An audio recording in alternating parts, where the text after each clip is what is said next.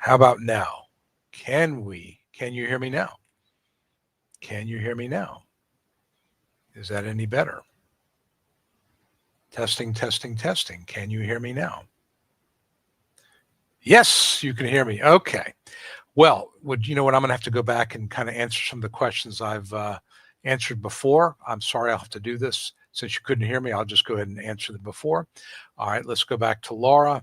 Laura has spinal, and I'll kind of make this quick. Laura is one of my clients, has spinal stenosis and scoliosis, and is going to be going through some conservative treatment like radio frequency ablations and epidurals and things like that, SI joint injections.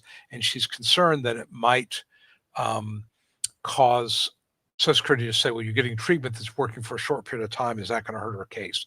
And the answer is no. Those type of procedures typically offer very short-term relief. And so I don't think it's going to have any effect on your case. The underlying problem, the stenosis, the scoliosis are not going away. And these problems offer basically these procedures, non-invasive procedures or minimally invasive, offer really short-term relief. So I don't think it's going to create a problem for you in that regard. So that was that question. Let me just go through that again here. And so Laura, I hope you heard that. And then somebody else chimed in before saying that they also had scoliosis and that saw a pain specialist. He said that you'd be lucky if the injections would last 3 months only, and they cost $3,000 to $4,000 a pop. So I think between Laura and Michelle, the answer is I don't think these minimally invasive procedures are going to create a problem. Okay, so Bama DRB talked to Angela, who's a case screener in my office, had a nice conversation, which I really appreciate. Christina, thank you for saying hello and suggesting people like and enjoy. Price Joy is concerned that her check did not appear timely. What I said before is I've not heard anything on the listserv that Social Security is having a problem with any checks. So I've not heard anything. This may be an aberration, but keep an eye on it. But I don't think there's any structural problem that I've heard of, at least. And I agree. I understand you'd rather have a job. Jose G.I. Joe or Joe is going to be doing his own hearing, and he and I have corresponded a little bit. And he's talking about, ME questions, medical expert questions. What I would say to him is use some of the AI tools out there and maybe ask it to give you a list of questions for the medical expert. What I usually do is I'll talk to the medical expert and I'll say, look, you've reviewed the record and you've not examined this person. So you're basing your conclusion only on what the record says.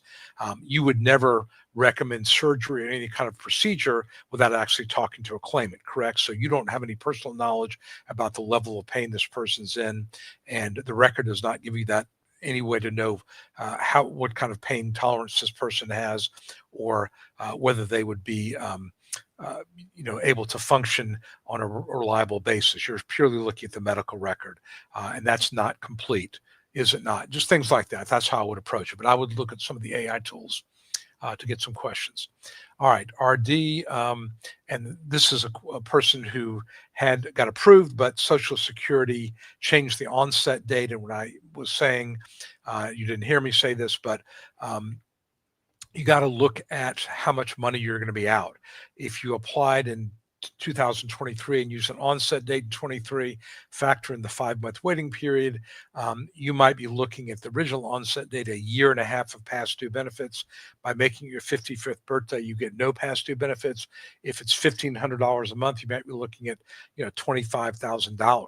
So you got to really think about, is it worth risking? Maybe a worst case would be that you go to a hearing and you get approved as of your age 55. You're probably not going to lose, but if you win, you get generated an extra $25,000. I've had a couple of cases like that where I had one guy today, we had this situation, $116,000. He chose not to appeal it. He didn't want to take the risk. I thought he was crazy, but I can't tell people to take a risk. So that is the issue. So you just got to look at the numbers, but I would do the calculations from figure out how much is, if it's $3,000 or $4,000, I wouldn't. If it's 10, 15, $20,000, got to give it a good look. And I actually do sort of this analysis. I probably do it 3 times a week as we get these coming in where they've changed the onset date, which I think is kind of dirty pool, but is what it is. All right. Edward says, how long does it get a decision? From the long form CDR will be notified through the portal or by mail. You should be notified both by portal and by mail. Assume 6 months to get a decision. Okay. Christina says, please do not forget to like, comment, and subscribe. Pricey George says, I'm very kind. I wish I was better with the technology. I wouldn't have been talking to myself for the last 20 minutes, but thank you very much, Pricey Joy. Now you're saying muted. Okay. Now I'm not muted anymore, right? You can hear me, so we should be pretty good. Let's just make sure you can all hear me. Okay, we're good. Okay. I got, it's funny because from my end here, I am looking at, there's nothing that tells me, there is actually one little thing that tells me I'm not being heard. I'm trying to change the battery in this microphone. I think that may be the problem, and I can't do it while I'm trying to do this while I'm talking to everybody here. But okay. Oh, I did want to go to one more question that somebody had asked me to address. This is from one of my clients, and basically said that, we have access to this person's medical records, and, Social Security a lot of times denies cases and says, we don't have access, we didn't get the medical records. And this person's question is, well, if the attorney has them, why don't you upload them? And my response was that the medical records that Social Security gets are directly from the doctor. The ones I get most of the time are portal records. If you've looked at portal records, you'll see they're kind of modified the way they look. You'll see like portals that are called Lucy. There's a couple other different ones. It's not exactly the same. It's the same content, but it's just formatted differently. And Social Security prefers the actual medical records. So what I do is we look at the file. If I see a file is being actively worked, we're going to let them get it because they prefer that. If it's not being actively worked, or if they seem to be having trouble getting it, we'll upload it. It's a judgment call. This is not something that I do every single time. I look to see if the file is being worked, and if I feel like I need to get it uploaded, because this person is correct. We don't want a decision made without all the medical records. But again, sometimes it is, just a judgment call as far as getting those medical records there. But the answer is I will upload them if I feel it needs to be done. Okay, so I got a lot of comments saying no sound. Now you can hear me okay. My knowledge and guidance. Okay, well, that's very good. Thank you very much. Hello, can't hear me. Okay, Vince said either I just went deaf or the stream has no sound. Vince, you did not go deaf. Okay. Can read lips. We're all getting approved. Absolutely. 100%. Dr. White, Dr. Wright, you are all being approved. I've made a decision that every single case of the people who have subscribed to my live stream, I wish I could snap my fingers there. Okay. Well, I'm looking at the comments. Any translators? No lip readers, obviously. Okay. Now you can hear me though. Okay. And thanks for sticking with it. Okay, Tammy is my client. Got a letter from SSA asking for your dollar info in the California short-term disability, an appointment. Remember the info. Okay. Okay, ask for the info indication. That's a good. I think that's a good sign. That is a good sign. I think that's. If they're asking for that information, that means that there's a reason for that. They wouldn't ask for it otherwise. So I think that's probably a pretty good sign. Okay. Okay. There we go. I hope. Okay. Well, it looks like people are still sticking around. I'm going to get this thing out if it kills me. I don't know why I can't get it out here. Okay. I am 47. Florida resident, been approved about 3 years ago. Just received my letter packet to go through the system for approval. So I guess you got a CDR, Mike, I would just say that just go through the process. 47 is, they're going to look at it. It's not, you're not 55. But I think if you've been going to the doctor, you still got the underlying problems, then you should be hopefully okay. But you just got to go through it. Okay. Yeah, whatever I was saying was good. Okay, okay, going to be a long night. Okay, now you should be able to hear me now, right? Everybody can hear me now. So okay, okay, now we're good. Okay, there we go. It's never happened to me before. I'm on my live streaming, but okay. Now I got to be aware of that. Um, Mikey, did ALJs make any distinction between central sleep apnea when you stop breathing and obstructive sleep apnea? Um, I think that it depends on the ALJ. They're pretty knowledgeable about medical issues. The real question is not the diagnosis, it's what is the effect that it has on you. Um, will obstructive sleep apnea cause more problems than central sleep apnea? What are the specific issues in your case? Difficulty having focus and concentration the next day, extreme fatigue.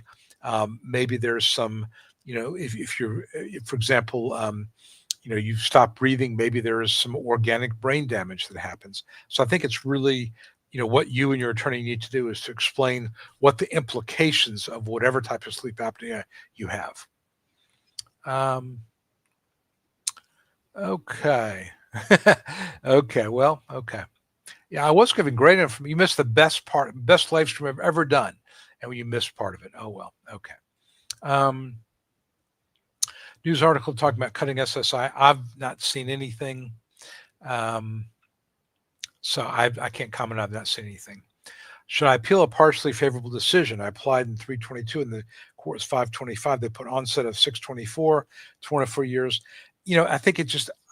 I do an analysis and I look and see how much money is the difference, what it was the basis of it. Was there something that happened in June of 24, June of 25 that was different, before then? I mean, you just have to look and see. It's not a one size fits all. If there's a lot of money at stake, you got to give it a really close look. If I've seen cases that people got approved, and I look at it and say, "You're lucky to have gotten approved. Don't risk it." I'm having an ongoing conversation with a client right now that we went to a hearing. There is a rule in the Fourth Circuit where this person lives that basically says that Social Security is supposed to be bound by a RFC, a residual functional capacity decision. It's called the Albright decision, in a prior hearing. So this person had a prior hearing and was found limited to sedentary work. All right. So we had a second hearing, and was denied. And we had I think that's what it was. And we had a second hearing and we won, but the judge basically approved this person as of her 55th birthday and said she was limited to light work. Well, the Albright decision, I put it in my brief said, you can't do that. You're bound to, what was, done in the prior hearing, unless the judge can explain why. So I thought, okay, this is good grounds for appeal. Well, I sent the decision to 3 of my colleagues who do appeal work because I wanted to get their opinion. All 3 of them said, don't risk it. This case, there's some weaknesses of this case. You're fortunate to get approved. Do not appeal this. My client is not very happy about it. But I said, look, I'll appeal it if you want. But the risk is, you end up with a denial. And you have 3, established attorneys who do nothing but appeals work saying don't do it. So, we've got to decide by next couple of days. But, that was I said, I'll write the appeal, the AC brief, but, you're taking the big risk. You really want to do that when everybody's saying don't do it. So anyway, so the point is you want to look at the numbers, you got to look at the reasons. Okay. What decisions, zero, if you do a fee contract that says just, no fee unless you win. So no fee. Okay. Okay. Okay. Christina had faith. Okay. I did not, no pricey joy. I did not use the S word. I said blank. but because she used an expletive, and this is a family show, so no. All right. No, this is not how it works, but I wish that for the 1 year that's granted for SSI for someone has to have a heart and liver transplant, that unearned income wouldn't count for the spouse, especially from the VA. Yeah, this is a problem, is that if you are applying for SSI and you have other sources of household income, that is, so it's called the deeming rules. And basically they will not pay you your SSI. They reduce it by virtue of the household income. Okay. Hey, Pricey Joy. Okay. Would it be helpful or not if I contact my ex-supervisor, write a letter, bring along? Yeah, I think that, especially if that's past, the supervisor can speak to problems you were having at work. That is what I think, that those letters can be very helpful. Just statements that talk about the problems you're having at work, maybe special help you were getting from coworkers, maybe special considerations you were getting from the supervisor. I don't know. Okay. Okay. Wow.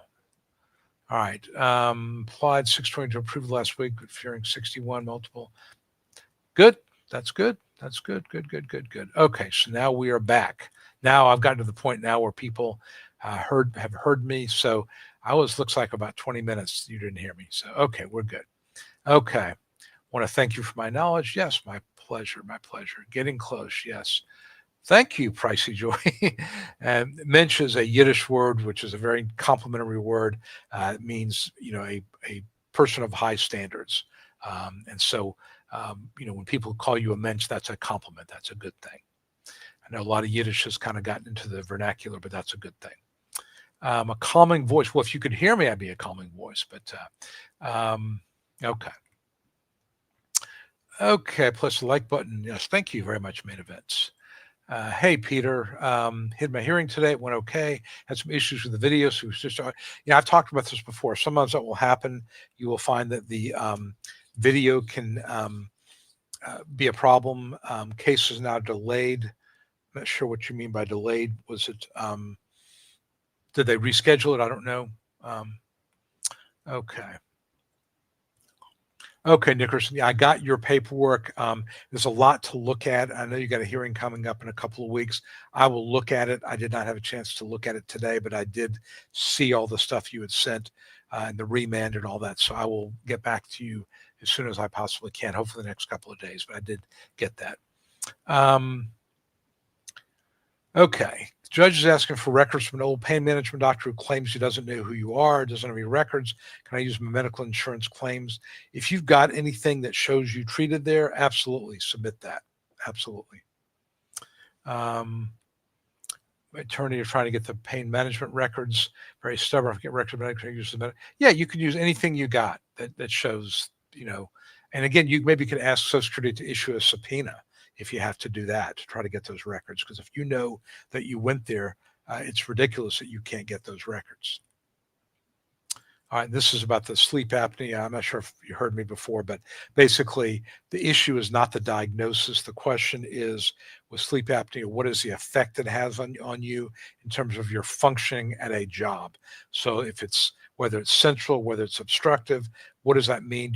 Are you fatigued? Do you have problems with focus and concentration? It doesn't matter the diagnosis. What matters is the effect that it has on you functioning. Christy, you missed all the excitement. I was talking to myself for the first 20 minutes because my microphone was not working. So I didn't know that for a while. And in fact, people were saying, I can't hear you. And finally I looked, and now I've got a headset on, you can hear. Okay. Okay.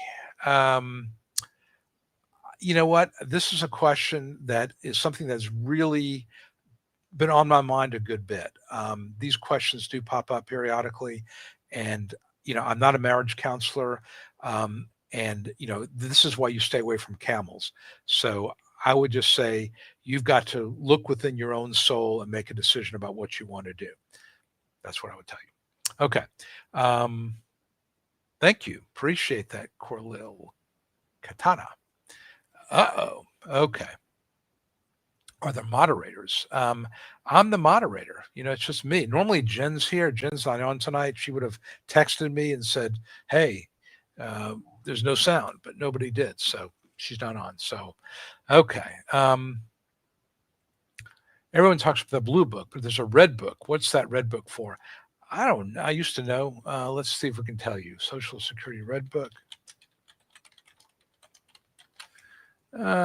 It's work incentives. That's about work incentives. That's why I don't know anything about it, because I don't really know much about work incentives. Um, Nickerson Mencio, opening and closing. Again, it's opening is basically where you would kind of summarize the medical. What I would do is I would talk about, the person applied on such and such a date, alleged disability on such and such a date last insured. We're contending that because of the following medical issues, this person, has significant problems with working. Based on age, we feel that Grid Rule 202.06 applies.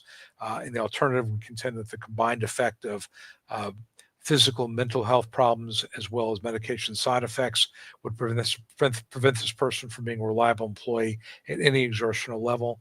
And I'm going to, it's going to go into more detail. I typically now do a brief as opposed to an opening, but that's what I would do, is just kind of spell out the theory of my case and summarize the most important evidence.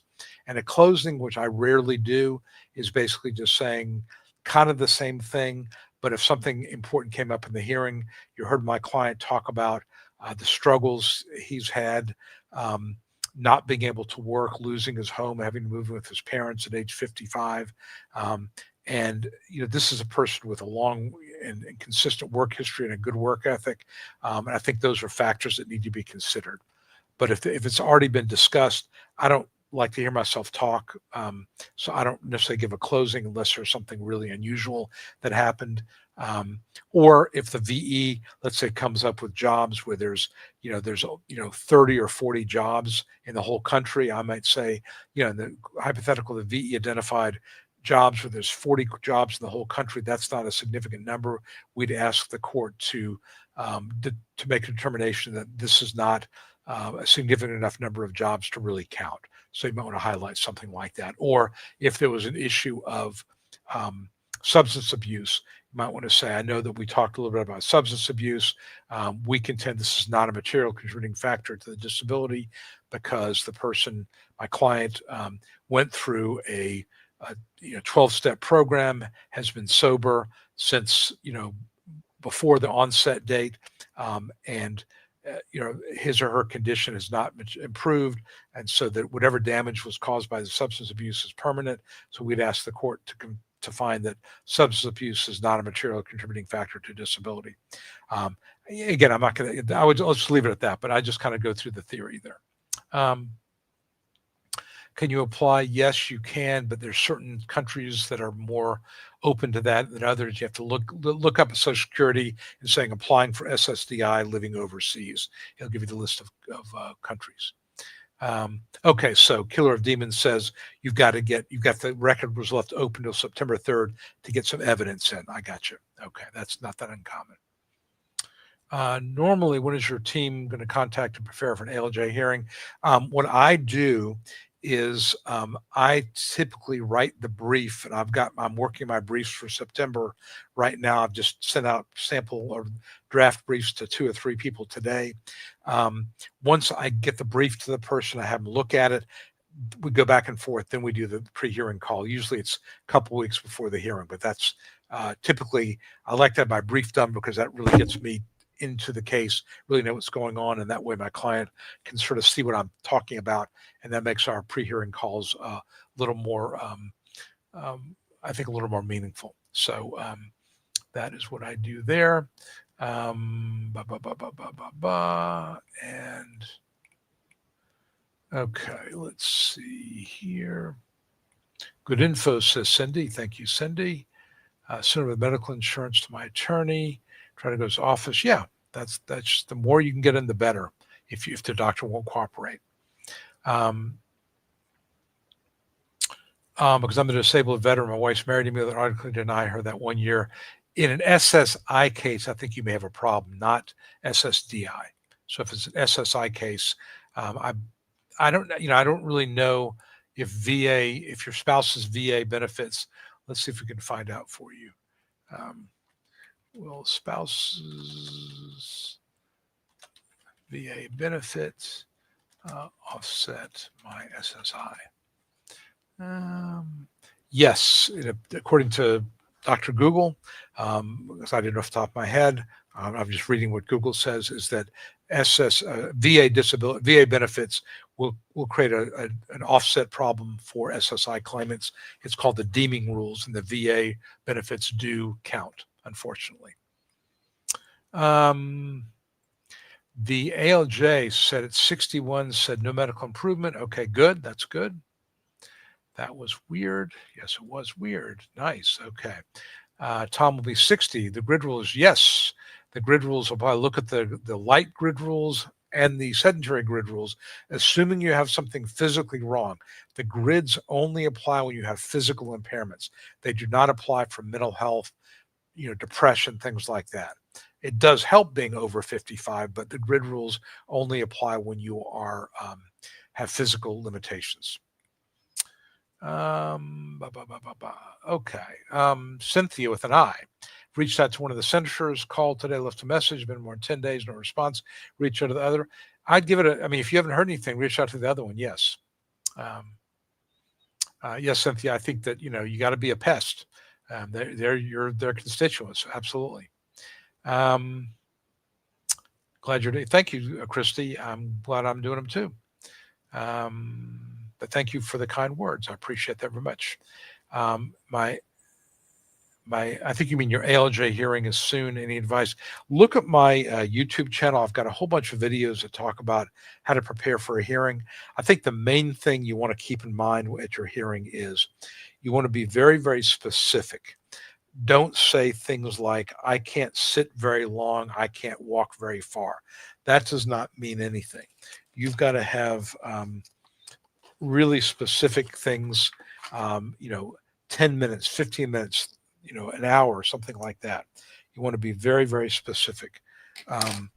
So I think that's one thing. I think the second thing is you've got to have a clear idea of why you believe you're disabled. And it's not the diagnosis, it's about the functioning. So you need to know going in, if it's physical, how long specifically can you stand? Can you walk? Can you sit? 10 minutes, 15 minutes, and pick not the worst day ever, but on a scale of 1 to 10, a day that's a 3 or 4 on the, on the comfortable scale. Not the worst, but certainly maybe a little bit less than average. How much can you lift? How much can you carry? Do you have problems reaching overhead, bending, kneeling, crouching, stooping, dressing yourself, bathing yourself, personal care? Then when it comes to mental, do you have problems with focus, concentration, things like that? That is what you got to really focus on. The more specific you can have, you want to paint a picture. Realize a vocational witness is going to be there to talk about whether you have the capacity for a job. So, imagine you're an employer and somebody comes to you and says, I want this job, but I can only stand for 10 minutes at a time, and I need to take a 15-minute break every 2 hours to lie down. My pain medication causes me to become very drowsy and loopy. I can't focus and concentrate for up to 2 hours in a day. And because of my depression, I have crying spells 3 to 4 times a week where I can't handle any sort of stress at all. Will you hire that person? No. So you're painting a picture of, a person who is not a good hire. So think of it that way. That's really what you want to do but write it all down. Write it all down so you're ready. What happens when doctors note that they suspect a condition, but it has not been formally diagnosed? Tests in your medical record show I'm awaiting a formal diagnosis of inappropriate sinus tachycardia. I also have blood tests that show low blood oxygen. Again, I think sometimes doctors have working diagnoses, and that's okay. If tests are abnormal and you've got a working diagnosis, I can run with that. I think that, you could certainly argue that we don't have an absolute firm diagnosis, but this is what they think it is, and these are the symptoms. Again, focus on the specific problems that you have in terms of your day-to-day functioning. So if you're having trouble with, low blood oxygen, maybe you fall asleep, maybe you have trouble with attention and concentration, you have low strength. Talk about the practical functional issues you're dealing with. Okay. I'm in Phoenix, says Super LFG1. Stopped working in November 20 and replied May 22, approved last week. I think they changed the onset date, but it's taken isn't that crazy? You waited 3 years to get an approval. That is crazy. Tell it all now. Getting ready to win my benefits by myself. Can't find a lawyer. This is my case. Tell me I can't even apply it. I'm having a reconsideration hearing on September 20. Why are they telling you that? Are you still working? Are you not insured? What is the reason you can't find a lawyer? That would be concerning to me, because if you can't find a lawyer, that means there may be some issue that even if you won, there'll be no benefits coming to your way. So I'd be curious as to why. My lawyer sabotaged me the first hearing due to trying to objective evidence. I have a lot of it. Okay. And, again, I when people say my lawyer sabotaged me, I maybe, but I'm going to be a little bit suspicious of that. Why would a lawyer do that? I mean, we don't get paid unless we win. So why would a lawyer do anything to hurt your case? Doesn't make any sense. Maybe your insured status has run out, is what I'm guessing, why you can't find somebody. But let me also just give you I'll say this generally. When people reach out to me and they're looking for a lawyer, and they had a prior lawyer, and they start talking about my prior lawyer was this and didn't do anything, it was incompetent, I'm going to really think twice about, do I want that person as a client? Because, again, are there lawyers that are marginally competent in this area? Absolutely. But they're, it's not that hard. I'm going to tell you, quite frankly, as someone who's done this for a long time, this is not all that hard in terms of the legal knowledge you have to have. I mean, it's pretty much about proving that you can't work, and it's getting evidence in and choosing good cases. So, when you badmouth your prior lawyer, that is not something that's going to endear you to another lawyer. Because, it's easy to say, well, my lawyer's fault. Well, maybe the case wasn't very good. Maybe you said something at the hearing that screwed it up. Honestly, again, I want to be very transparent. What makes your case a winner or loser is the quality of the evidence. That's 85% of it. 10% of it is maybe what you say at your hearing, and do you establish yourself as a credible, believable, sympathetic witness. 5% is your lawyer, and your lawyer needs to know what they're doing and needs to be able to present a case clearly and have a clear theory of the case, which again I do in a pre-hearing brief, and I've done this for 30 years. I know what I'm doing.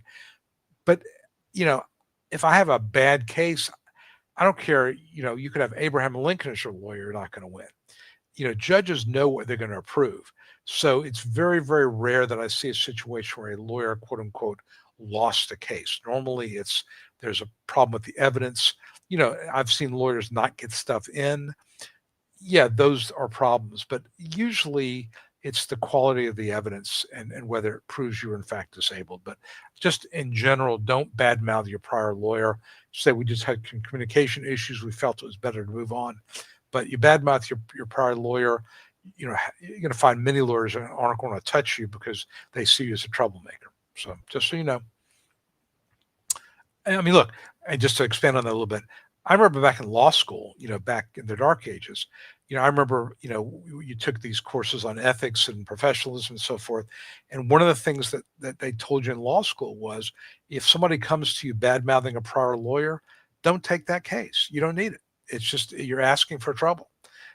So I think a lot of lawyers feel that way. I mean, I'll look at a case if somebody's had a prior lawyer, but if they're bad-mouthing them, I'm going to really think twice. So that's just my take on it.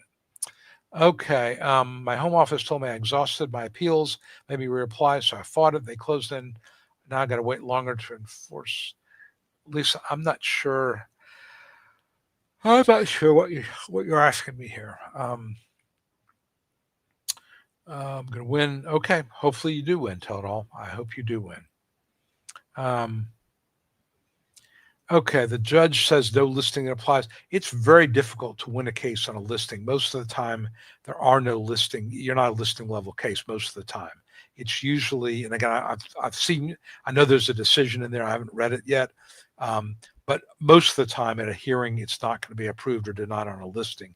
It's going to be approved or denied on either the grid rules or functional capacity. So, you can make a listing argument, but it's very, very hard, especially the musculoskeletal listing one, very hard to win those cases. So I wouldn't be too upset about that.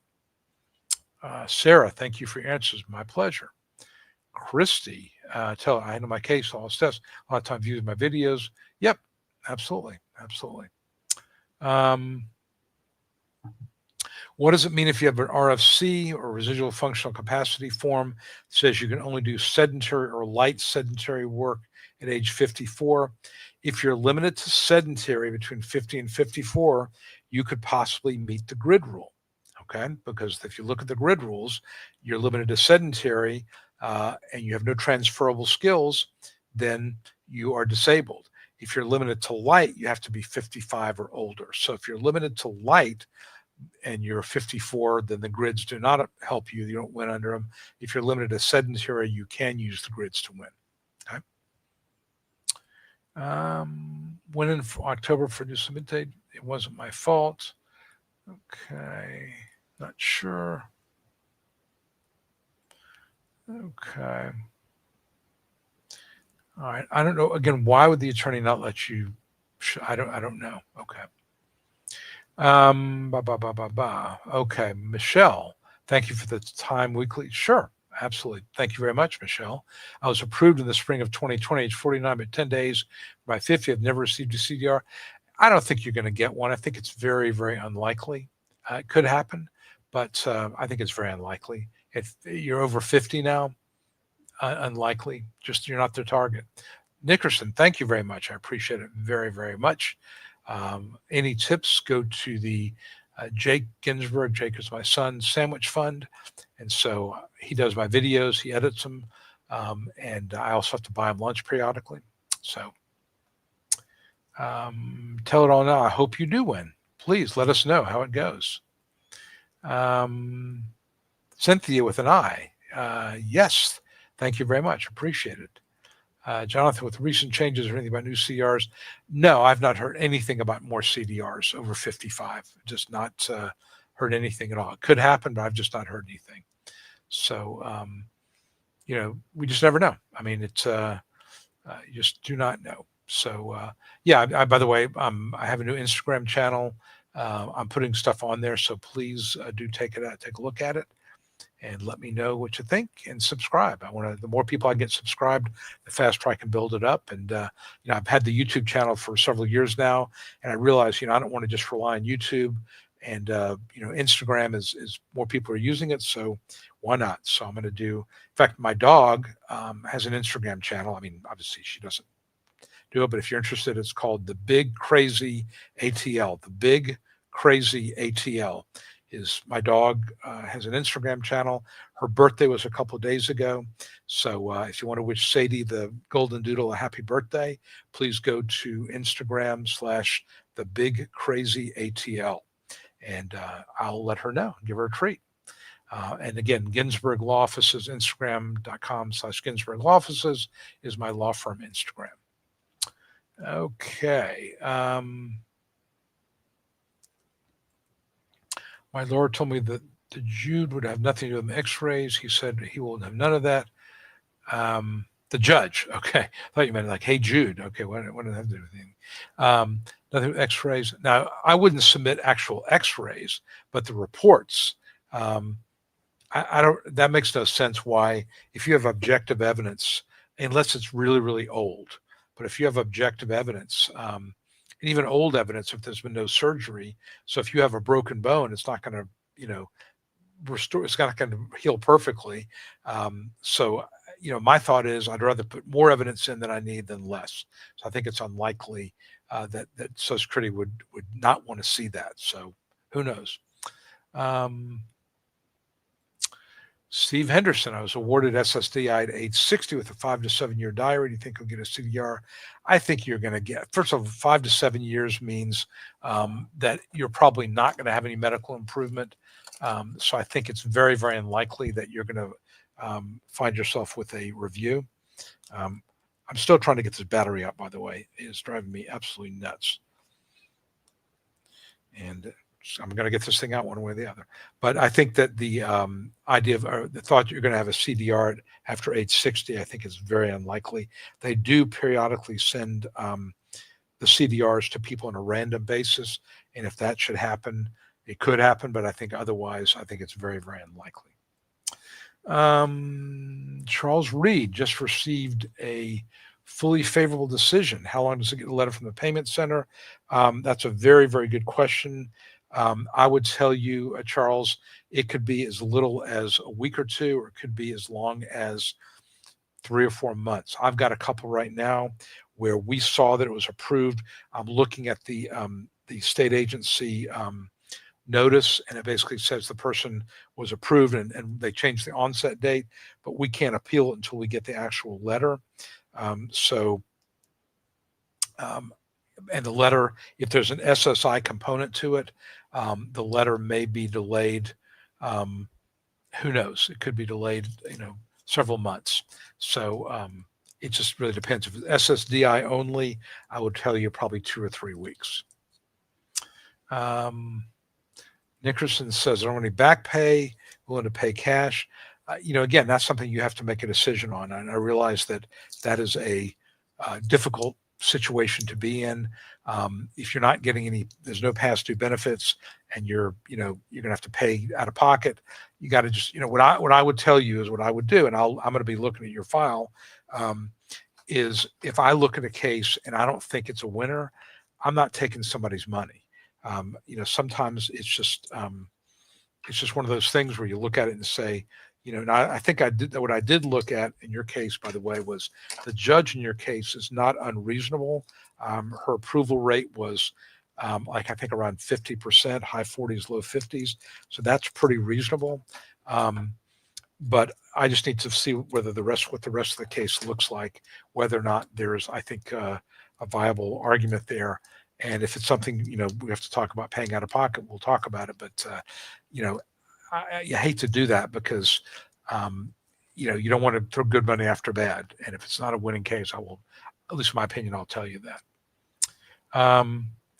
Thank you, Super LFG. I don't know if I would call me a rock star, but I'm glad people did wait. And I'm trying to get the stupid battery out of now. I've got, you ever get these battery things where you cannot get the stupid battery out of the blister pack? So now I'm dealing with that. I finally got the battery out of the microphone. Now I've tried to get the battery out of the blister pack, which is like a tiny little battery here. Got it out. Okay, so we're going to plug this back in, and let's see if we get any sound from my regular microphone. Let's see what happens here.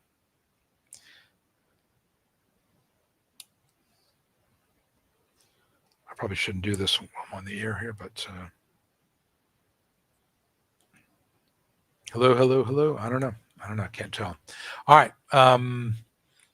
We'll try it again. All right. So Simple Life. How many years of evidence? Generally speaking, they're going to want about a year and a half prior to onset. That's pretty typical. Year and a half prior to onset. I think anything more than that is testing. Well, it seems like it's working on that end, so I don't know. All right, but anything more than that, they're probably not going to want. If it's relevant, I'll submit it anyway. But normally they're going to want a year and a half prior to onset. Okay, Tylenol now is the person that's got the screws that are screwed out and failed back surgery. Yeah, I think that's all very, very relevant. And Jim says it sounds like a malpractice suit. Maybe too late for that, Jim. There's a statute of limitations on those things. But I don't know. That's if the screws are out, that doesn't mean you're disabled, but it means you're probably going to be dealing with some pain. That's definitely something that you want to definitely make sure that a judge sees that. Okay. Where Blue City is one of my clients. Thank you for all you do. I didn't come in every week, but I'm listening. That's a good question, man. I do have a I'll just show you my hands. You can see a little bit of a suntan. I play tennis every day. Um, I don't burn usually. I don't know. My mom was the same way. I really very rarely get a sunburn. I'll get tan, but I'm dark enough where I don't normally burn. So I do put sunscreen on, especially in my face. $1 million face, got to keep the sunscreen on it, but typically not on my arms or whatever. I do have one of those long sleeve tennis shirts that I sometimes will wear. My wife is a redhead. She's very fair skinned, so she's got to be a lot more concerned about it. But I've just, my legs, I rarely burn. So I usually I'll get a nice tan, which I know there's no such thing as a healthy tan.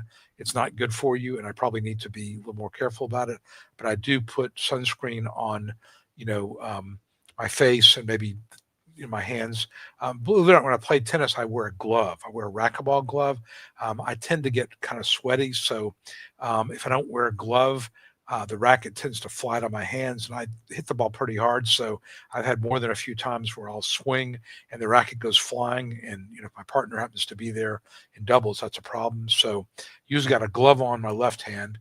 I'm left-handed, play left-handed. Most of the time, I'm actually somewhat ambidextrous, so I'll switch hands sometimes. But I usually play left-handed, so I've got a glove on the hand. I'll put sunscreen on the right hand, but I don't usually burn. So so you may see me, like I said, my face I've got sunscreen on, but usually I'm not. I don't really have a. I try not to tan, but I do sometimes. So anyway. Asha, good evening. They finally sent me the disapproved claim. They said it not qualified for SSI because I'm not disabled or blind under the rules they know. Asha, I don't see here. They know my condition results in some limitations, but they've determined my condition not severe enough. Okay, so this is form language. When you get a denial notice from the state agency, the administrative agency, this is all form language. So it doesn't really mean anything. Don't appeal. Don't just accept that. This is just boilerplate language, but it doesn't mean anything at all. So I think that you should definitely continue to try to pursue your benefits. Definitely don't let that knock you down. But this is just form language you're dealing with. Christina says, don't forget to live stream or to like the live stream. I appreciate that very much. I put that before here. I'll put that in the crawl there. Yeah,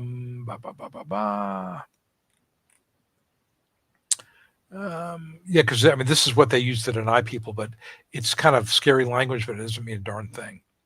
And we get to a hearing, a judge is not bound by any of that, by the way. I'm curious about patient portals that use multi-factor verification SSI. We ask our clients for access to the portal. When somebody's my client, I'll ask them for the login and password. Many times there'll be a two-factor where they're going to we'll call them and say, okay, you're going to get a text or an email, and they'll get us in that way. But that's how we do it. So if there's no, either we'll get our browser approved, or if it's two-factor, it'll be someone in my office, won't be me typically, but Paola from my office will get you on the phone and say, okay, we're going to log in now. You're going to get the two-factor. Please, give us the code or acknowledge it, and that way we can get in. Okay. Been 2 years since I applied conditioner, and it's better. Yep. I hear you. Harder protruding too in the fusion. Yeah, those are things that I think are objective evidence that would explain why you would be having pain. No question about it. Now again, tell it all, 15 years, if you worked in that 15 years, their position is, let's say that you started having problems back in 2010, now 2025. But if you worked until 2022, by definition, through the time you worked in 2022, you were not disabled, right? So I think that's what you got to be concerned about there. So it's relevant that you've had a 15-year history, but it's not disabling if you're able to work through it. Jim, even though I had a successful case, keep up. Thank you, Jim. I appreciate it. And, I think that for a lot of people, because they're concerned about the CDRs, That's relevant, certainly. It's important to educate yourself about things. And again, I appreciate it. I enjoy answering questions. And I think that, look, I find this an interesting area of law. I will tell you that this is something you learn a lot of stuff and just kind of knowing what's going on. But I appreciate it, Jim. And I hope you continue to tune in periodically, because I think it's, again, I have a good time with it. And you can learn more about my dog and my sun tanning and all that kind of stuff too. Okay.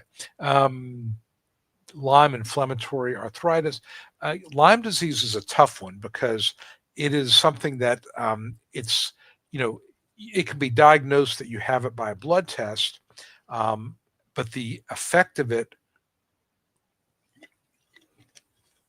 where it impacts your body, can be all over your body, and everybody has a little different story to tell.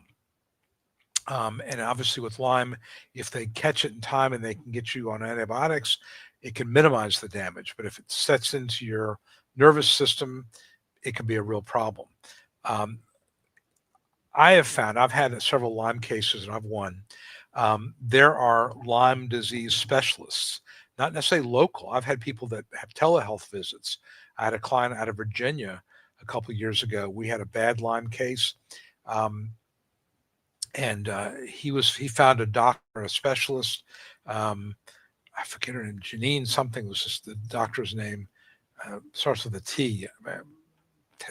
Something Janine T was the doctor, and she was a Lyme disease specialist, and he consulted with her, and we got records and forms, and it was very helpful. Had another lady who was in the religious community, and she went to a retreat in the mountains, got bit by a tick, developed Lyme disease, and again, we found a specialist, and that's what I think you need to do. That's what I think it's.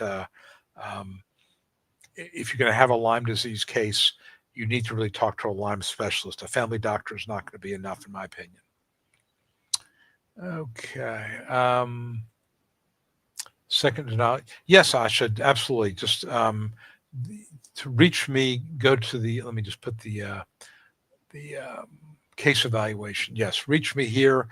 Contact Jonathan. It's just going to take you to ssa.gov. I'm not SSD, ssdanswers.com, ssa.gov, Social Security, ssdanswers.com, and there'll be a form there to request a case evaluation. Just mention in your case eval that you saw me on the live stream and you were the person who had, just say, my screen name is Asha, because I look at all the leads that come through, the case evals that come through, so I will take a look at it. Christina says, leave a 5-star. Thank you. Yes, please do. My attorney says a root problem in your L3. It's the lumbar spine. Don't remember seeing that on the MRIs with the pinched nerves plus herniated and bulging disc root. What that means is the nerve root is that many times you can have a herniated disc or a bulging disc, and it's not affecting anything nerve-wise. In other words, if you probably all may know this, but your spine has a bunch of bones that have a hole in it.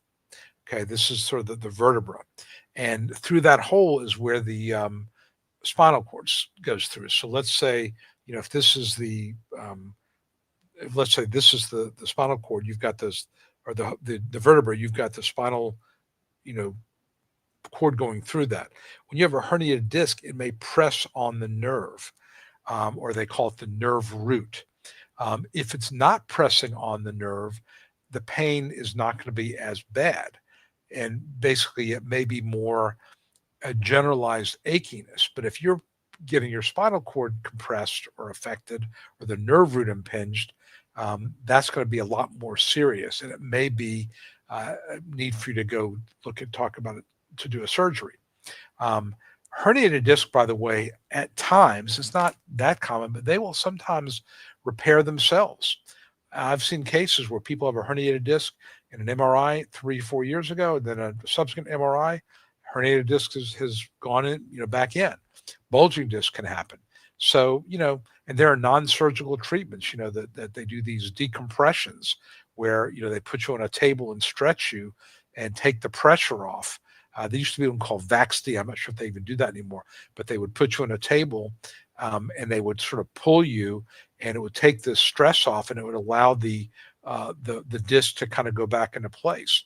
So what's going to move the meter with Social Security is if you have some compression on the spinal cord or the nerve roots, because that's going to cause typically what they call radiculopathy, or pain radiating into your legs, or it's going to be a nerve type of pain that's very difficult to manage. They may give you Neurontin or something like that, which has terrible side effects. So, my point is that herniated discs are not good, but there are some that are worse than others. I'll just leave it at that, but that's what I would tell you. 59 phone bone, got approved at 60, about to hit full retirement, never got a CDR, time to get a job. Yeah, again, if you can work part-time, absolutely do it. But yeah, the fact that you were approved at 60 and didn't have a CDR, not uncommon. Prednisone total now, if a person who said that there's some problems with the screws in the equipment that has been put into his back. Prednisone is a pretty powerful steroid, and if you've been on it for a long time, that's a signal that you've got a problem, because it takes out the swelling, but it's not good for your liver, and it's not something you want to be on for a really, really long time. Methotrexate, another very powerful, it's actually chemotherapy. Methotrexate is a pretty powerful drug. Somebody's on prednisone and methotrexate, that right there tells me there's a serious problem. And that would be something that would be valuable in a disability case. Nickerson says, I enjoy Florida. Yes, we were at the Panhandle part. It's called Seaside, which is not too far from Panama City, between Panama City and Destin. And we rented a house and basically went down there, my wife, myself, my son, my daughter, my son-in-law, and my 2-year-old grandbaby. And we went down there and we rented a house and played tennis and went to the beach. And it was just very relaxing. And, I did the live stream from the beach last week. But other than that, I really did very little work. I think it's important, at least for me, at this point in my career, to sometimes just kind of step aside and just like I said, I had scheduled no hearings, for a few weeks, just because I wanted to sort of just not have to think about work and just kind of recharge the batteries. And I did a little, a lot of reading and did a little work on some AI stuff. But yeah, it was nice and refreshing. And it's good for me, at least, to do that periodically. I'm at the point in my career where I should sort of be slowing down a little bit, but I'm busier now than I've ever been. I mean, I've got more work and more cases. I mean, sometimes I'm working 7 days a week, which is probably not the healthiest thing, but a lot of people depend on me, so I'm doing it. But every once in a while I got to take a break. So I'm kind of a sort of a laid back kind of person. My wife is a type A workaholic. So who knows with her? She'll never stop. But and she's the type of person, she's taking calls, she's doing work the whole time we're there. I'm like, oh, I got to take a break. So, but yes, I had a nice time. Thank you. Asha, many medical records broken. Looks like foot bones, depression, anxiety, back pain, deformed foot. My condition is severe. Yeah, again, it depends on what the records say, but do not let what the denial notice says discourage you from appealing. Again, I would look at, somebody reaches out to me, depending on their age and the nature of their impairment. There's MRI records. I'd look at that. I don't even care almost what the state agency says, because it doesn't mean anything. They deny people because they're busy. They don't always, just because that form letter says they've decided you can work doesn't mean you can. So definitely want to take a look. Have somebody take a look at that. John Hopkins Live. Okay, good. That's what you want to be doing. I think Johns Hopkins, great place to go. Making Wednesday cool. I don't know about that, but okay. Yeah, but doing this at 8:45 Eastern, because it's still light enough to play. I try to get a little tennis game in.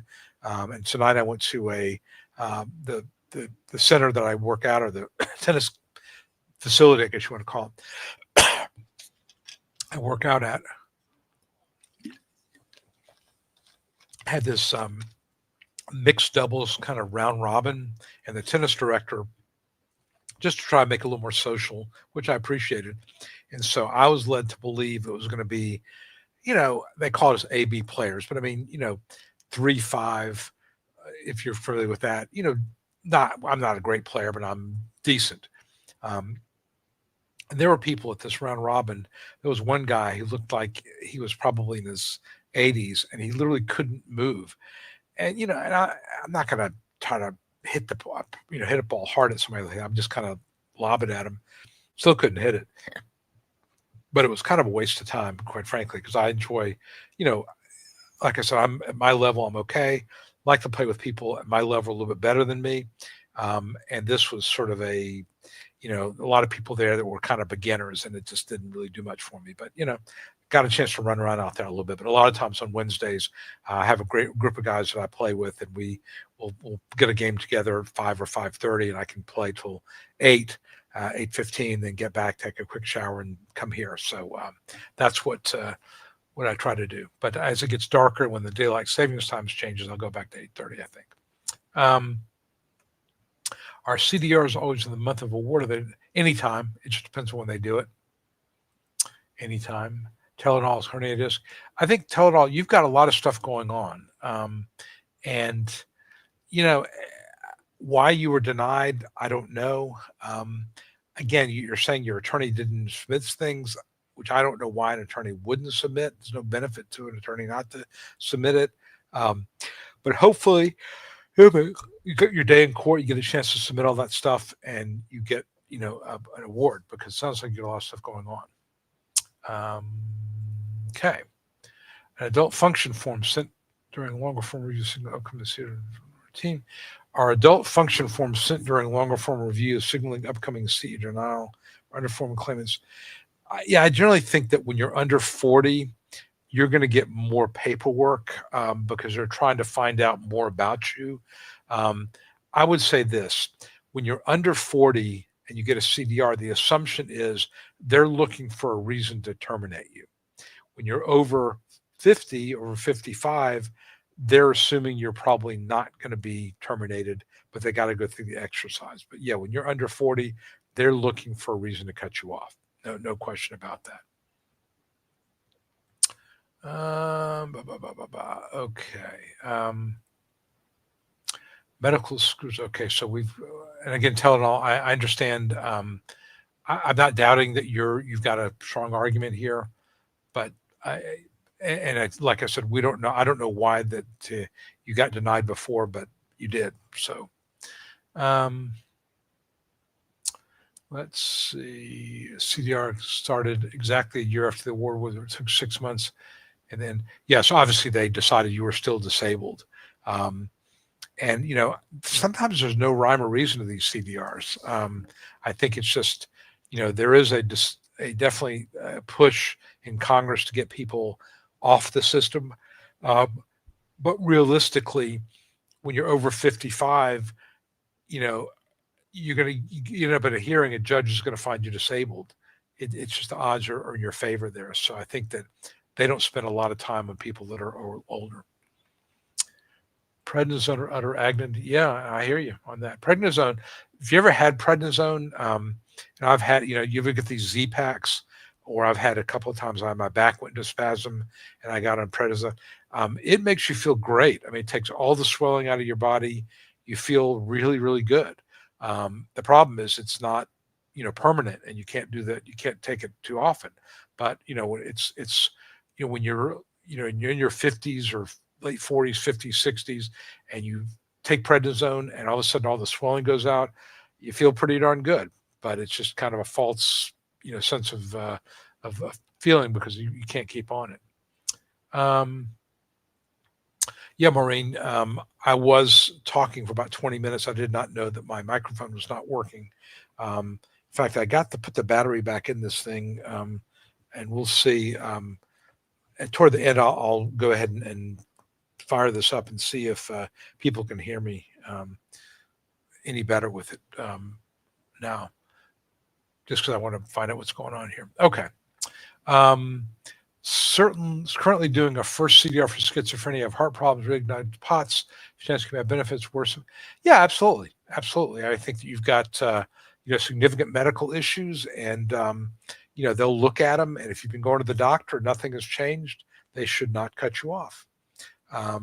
Psychiatrist says there's nothing to worry about, should pass. Okay, you got a supportive doctor, that's good.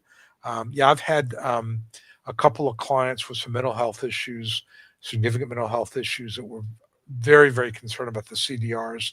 And I understand. I mean, if you're struggling mentally with whatever, people with obsessive compulsive or schizophrenia, it's freaky to have this CDR thing looming over your head. But again, if you've got a doctor that supports you, and you're worse off than you were, you should be okay, especially if you're over 50. Yeah, I think, Jim, that's a very good point. Hand delivered all the records, got to be nice. I don't know if that's going to make a difference whether you're nice or not nice, but I do think that making sure all the records are submitted and do it by hand is not a bad decision on your part. Okay. Massachusetts. Okay, well, Asha, send me a case eval tomorrow. I'll note that you're in Massachusetts, and that just make a note that you're Asha from the live stream.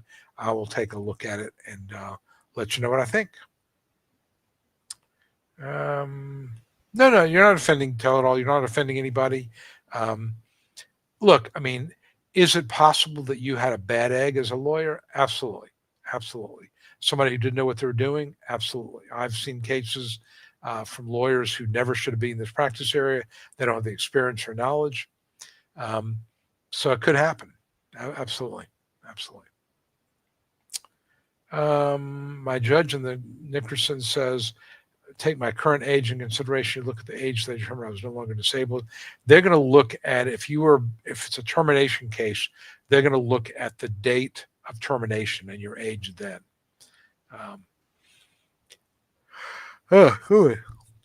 Ebony G, good evening. I'm under 40. I was wondering what chance to be approved through a chiropractor. None at all. You're not going to get approved. If you're under 40 and you're treating with a chiropractor is considered alternative medicine. It will mean nothing to Social Security.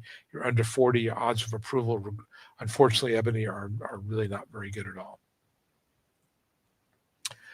Wizard Celestial is mid-30s, and I think you're asking about a CDR. I will say this, with mental health cases, your age is a little bit less important, because if you have significant mental health problem, it's not about your physical functioning, and a person who's in the mid-30s who has problems dealing with day-to-day activities and maintaining schedules and focus and concentration, behaving in emotionally stable manner, doesn't matter how old you are, that's going to be work preclusive. So that is an exception to the general rule that the older you are, the better for Social Security purposes.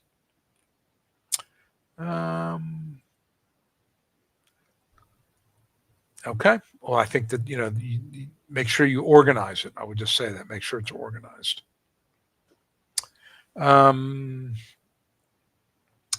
Okay. This is a very good question.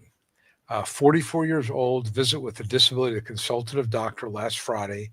He was in the room for 5 minutes and said he's seen everything he needs, and your scoliosis is the worst he's ever seen. Is that a good thing? Well, it's a good thing in that the doctor said you've got a significantly problem and you're, probably disabled.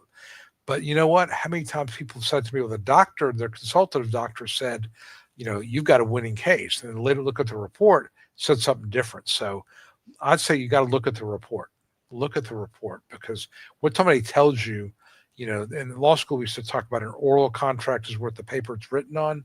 Doesn't mean a darn thing. It's what is on the report. But, if the report comes back against you, the fact that you spent 5 minutes is something you could ask the judge to disregard that report, because it's really not relevant. But if it benefits you, obviously you don't want to do that. Tell it all. I'm glad you're here, and please do take notes and look at the other videos. I think hopefully you'll find them valuable. When DDS rep mentions 3373 will close out during CDRs, indicate favorable. I don't quite understand the question. Until you get a notice that they have decided that that the CDR is concluded and they decided you're still disabled, don't assume anything. I just think that, whatever form they sent you, it's irrelevant. You got to really make sure that you are the CDR is until you have word that it's been cleared, you're not clear. Um, 3 back surgeries. Doctor says my back has severe bone overgrowth, spondylitis along with severe scoliosis. You got a good case. I mean, just on that alone, I would tell you've got a good case. But you want to see what that doctor said in the report. But I think it sounds like a winning case to me. 3 surgeries. I had a case not too long ago with a client in her 40s, 3 back surgeries, kind of they call it post-laminectomy syndrome. We won, even though she was in her 40s, because 3 back surgeries, they're not going to do any more typically, and that's usually if they can't get it working after 3, then pretty good chance you're disabled.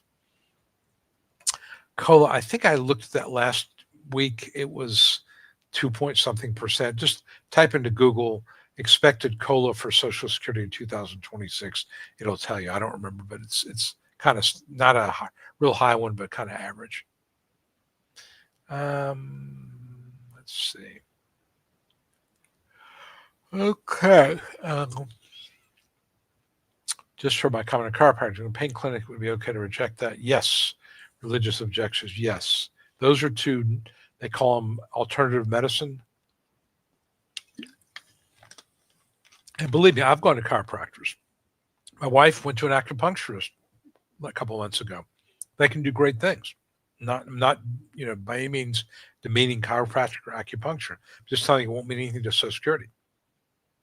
They just don't count it, other than the fact that you went someplace. Best doctor, you need to see an orthopedic surgeon. That would be the person to see as far as disc issues. Get an MRI. You're younger, so you're going to need that if you want a chance to win. This is Life says that as soon as he gets 3373, sooner to close it out under 40. Closing out, no, it means he's going to close it out. Probably. I mean, normally they wouldn't tell you.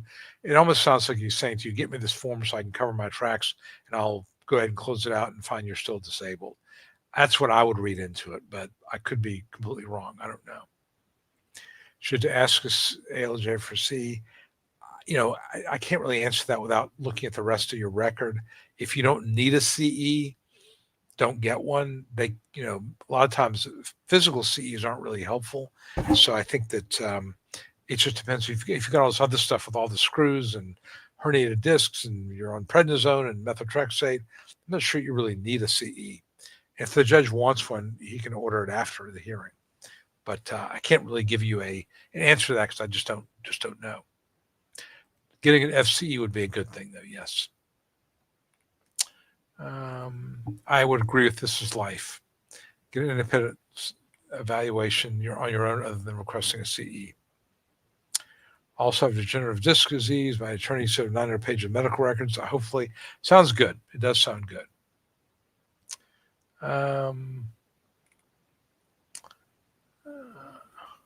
Have I had a chance to go down the ICW, Intercoastal Waterway, do fishing? I have not. My wife is, believe it or not, more the fisherman or fisherwoman than me. We've gone fly fishing up in North Georgia a few times in some of the streams or the little streams up there, little kind of mini rivers, I guess you could call it, and done that a couple of times. I've gone deep sea fishing. I know that there's a skill involved in it. I have not done enough to really develop that skill. I have, again, the deep sea fishing I enjoy because you're in a boat, you're out in the ocean. When I did the fly fishing, the funny thing was I caught probably 7 or 8 trout in about an hour. My wife caught none. And I'm convinced just because she gives off this real intense, type A vibe, and I'm sort of like more laid back. So I'm like trying to become one with the fish, just sort of laid back and, just don't give out that real intense, hard edge vibe. And the fish, I got them. My wife couldn't get a damn thing to bite. So whatever that's worth, that was my secret to fishing. But I know there are people who really know what they're doing. It would be kind of fun to do that, but right now I'm kind of limited to just going up to North Georgia. We typically do it in the wintertime or fall or winter. Which, by the way, somebody talked about prednisone.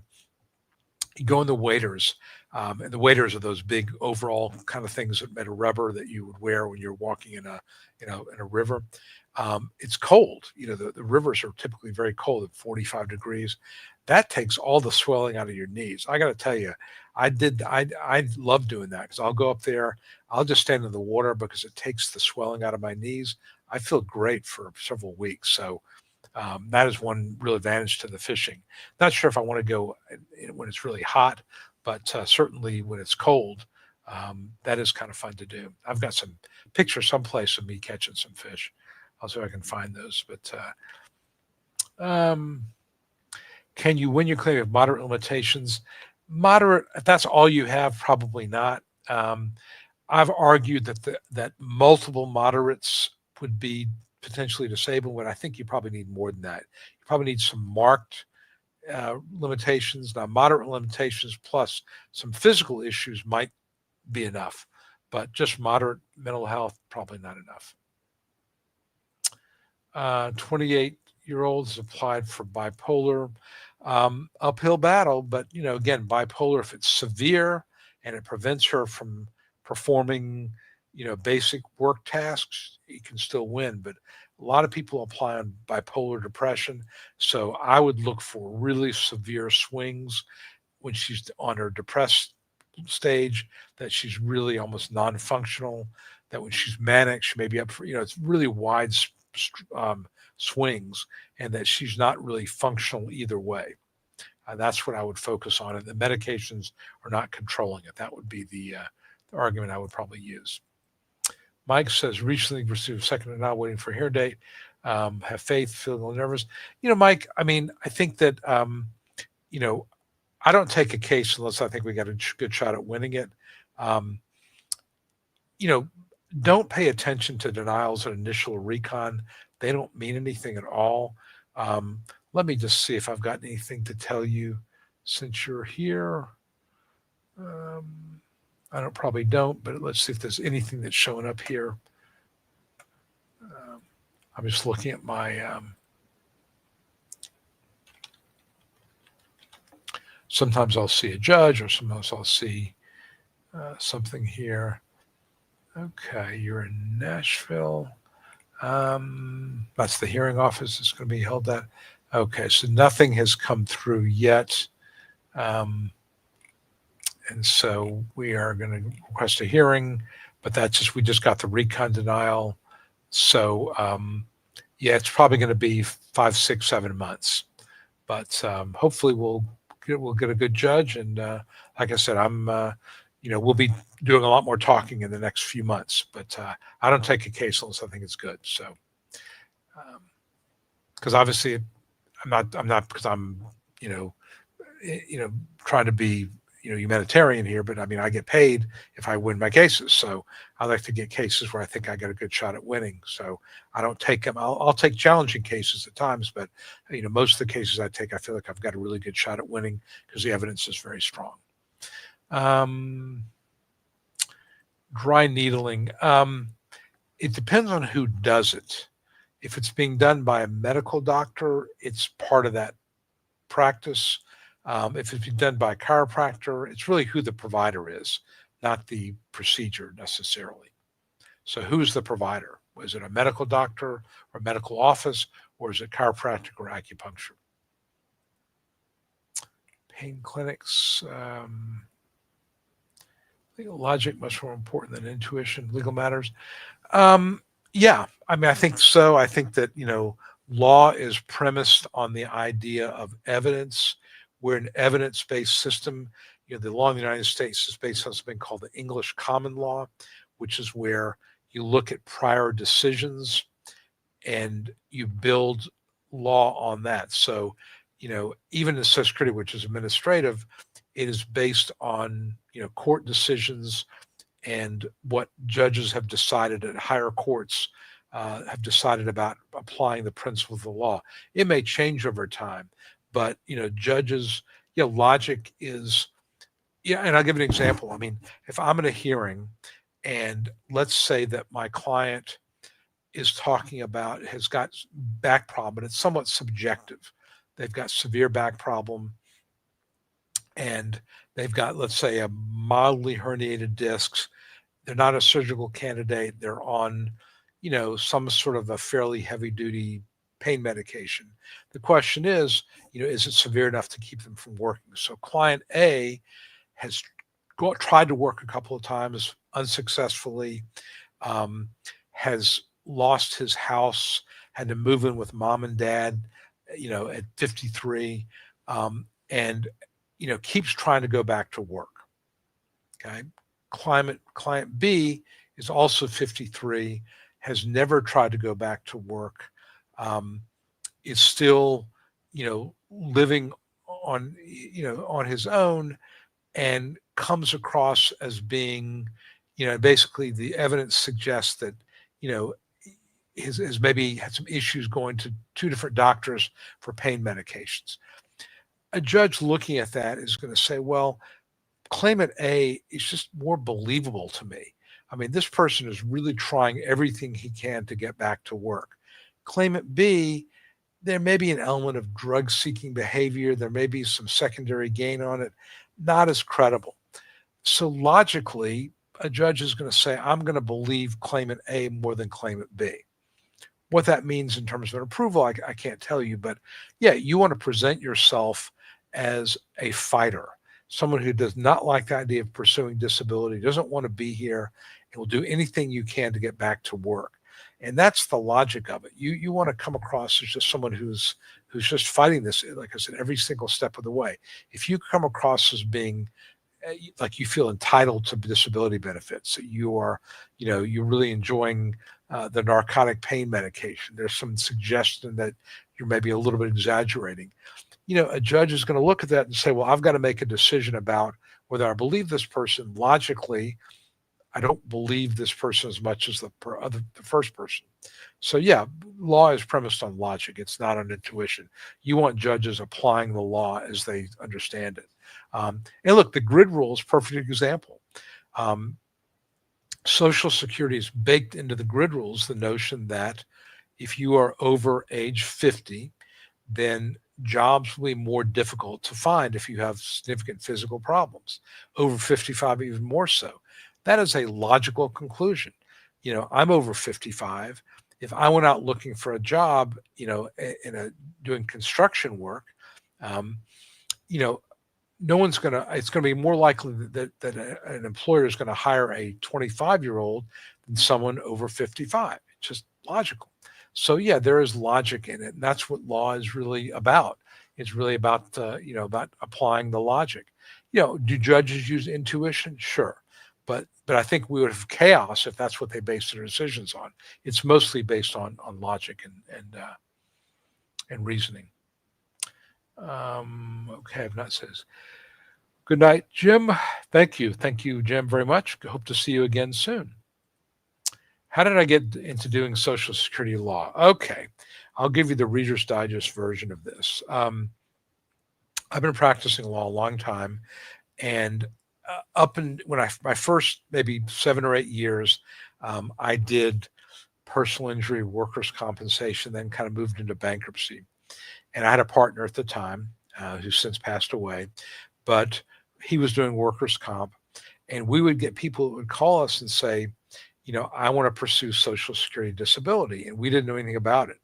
And, it just was kind of a blind item. And after 4 or 5 potential clients ask you about it, you're like, well, I need to find out what this is about. So I did a little looking and kind of figured out what it was about. And so, well, let's hire a paralegal. So we hired a paralegal from Legal Aid who did it. And, just sort of we'll see what you can find. So she took in some cases. And then one day, I never forget, went to her office on a Saturday, and it was like chaos. Nothing had been done. There was files, letters unopened. It was clear she was overwhelmed. but never said anything. And that's, by the way, as an employer, that's the worst kind of employee, someone who gets overwhelmed but doesn't tell you. I've had it happen to me a few times, and you got to really watch out for that. So I just said, you know what, I got to learn this. And so I just kind of, try to start talking to people and just kind of picked it up, went to seminars, got the books, found a people to talk to, had a really nice judge, kind of mentor me a little bit, and just started doing it. And over time, you get better and better. And after 30 years of it, you start to kind of really know what you're doing. And that's how I got into it. And I just find it very interesting in that, I'm learning about different kinds of medical issues. It's challenging in that I've got to make an argument. I got judges pushing back on me a little bit, but it's not like 3-day trials. The hearings are 45 minutes. I get a lot of satisfaction when people are happy at the end. I've made a significant change in their life. They've gone from being not able to work and having no money to having at least a little bit of money coming in and living with some dignity. And, it's just been something I've really enjoyed doing. And, I one of these things I can see doing it for a long time because, like I said, it's just something I find challenging enough to keep me interested, but also very rewarding. So that's how I get into it, Christy. Just kind of happenstance. And really, a lot of lawyers will tell you that the area they got into is just happenstance. My wife got into comp. Her first job was with an insurance defense firm, and they moved them around from, the firm did a lot of things, corporate and arson and, domestic and all kind of stuff. And she ended up kind of having a connection with the workers' comp people and did defense work for the first 5 or 6 years. Then she switched sides and started doing claimants work. But just so happened, she likes medical stuff, just had a connection with one of the attorneys at the firm she was at. And that happens a lot. Attorneys don't go to law school thinking I'm going to be they don't teach a course in Social Security disability. Nobody goes to school thinking they're going to do it. Just you end up in it, and maybe it found me. I don't know. Are there better systems you'd recommend than ChatGPT? I would say that the one I use mostly is Notebook LM, which is the Google product, and it's paid. I use the paid version, and it's very clear that it is closed. So there's nothing coming outside, no access from anybody. And I find that works pretty good. Now, what you got to do is you got to load it up with information. So, for example, I will add, and if you don't know what I'm talking about, Notebook LM is an artificial intelligence system. And basically what it is, if you can imagine you can ask it questions like you'd be talking to a person, but it only answers the question based on the information you give it. So I may add to it a link to the grid rules site. Okay, https gridrules.net. I may link to it the listings, the Social Security listings. I may link to it a page out of the program, the PALMS material talking about transferability of skills. I may upload to it a sample brief or a sample paragraph, first paragraph. I may upload to it, or I would upload to it the exhibit file. Then I would say, I would tell it, you're an experienced Social Security disability attorney preparing a brief for a knowledgeable Social Security disability judge. Draft a brief that uses the 5-step sequential evaluation process to analyze a case. And then it'll come back with something. And then I'll say, okay, let's talk more about the grid rules. And that's what AI is different than Google, because you sort of talk to it. Let's not focus on the bad big toe. Let's focus more on the herniated disc, and just kind of go back and forth. It's like having another person, like a law clerk, and you keep changing stuff, but you may have to upload, okay, here's more information that you need to know, or here is something I wrote about, what it takes to win a back pain case, or some sample language. So that's what I would do. I would use something like that. Now, ChatGPT is fine, and I do use it sometimes, but the paid version. and make sure that you click the button that says do not use for training purposes, so it doesn't go to other people. Perplexity, I've used that a little bit. Again, more just for blog posting and things like that. Those are the only ones I've really looked at. There may be more, but I've looked at those three. And Notebook LM is the one I typically use the most. Okay. Physical therapist. That is going to be an acceptable medical source. Tommy, 7 years on SSDI, major depression, anxiety, psychosis, suicide attempts. I have a chance to try to work with animals. House cells really the maximum allowed, not affecting me whatsoever. Come back and kick them. But thank you. I was Traverse City. Take care.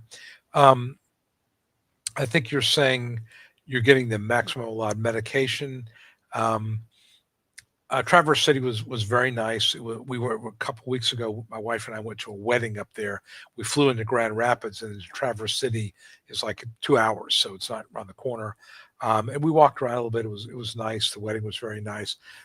Traverse City, I was sort of expecting to be more of a resort town. It's not. I mean, it's kind of a small little town, but it was nice. I mean, I wouldn't go back there necessarily, but it was fine. Yeah, I think, Tommy, with all the stuff you got going on, the odds of you being reviewed and denied are pretty low, pretty low. Thank you very much. I appreciate that, Asha. Thank you. I'm looking forward to hearing from you tomorrow.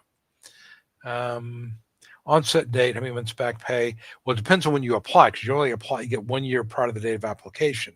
But if, let's say, you applied in 2023, they don't pay you the first 5 months. So if your onset date is September of 23, you don't get paid for the rest of September. So the 5-month waiting period runs October, November, December, January, February. The first eligibility for payment would be March of 2024. So if you're looking at March of 24 to August of 25, that's what, 15, 16 months.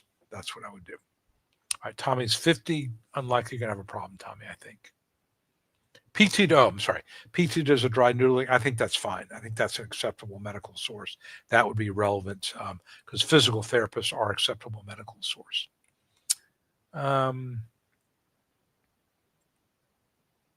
Okay. When you say apply again, you mean appeal. You may need to appeal as opposed to apply again. There's a difference. When they deny you, you file a request for reconsideration. Don't reapply. You want to keep the case active. Don't start over again, because that just delays things. Okay, work-related injury put on workers' comp.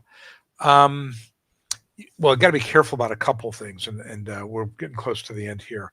Ebony, first of all, workers' comp, you have to be careful about what they call the Medicare set-aside issue. And without going into detail, you don't want to burden Medicare with something that comp should have paid for. And you want to make sure that your settlement has some language in it that basically says that the payment is going to be treated as if it's over your expected lifespan. It just means you had an injury, but it doesn't help or hurt your case per se. Again, it's what the medical evidence is going to say.